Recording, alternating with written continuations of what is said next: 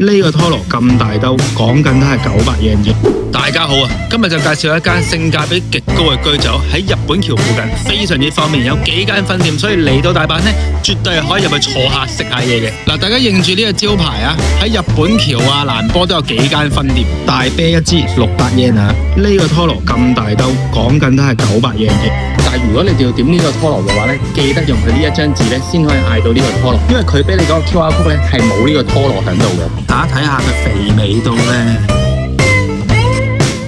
呢個價錢簡直係超值。我要講得清楚啲啊，咁大嚿900 yen係大概有10嚿左右啊。仲有呢個海膽壽司啊，600 yen 2嚿，呢嚿壽司先要600 yen，仲有2嚿喎，大佬。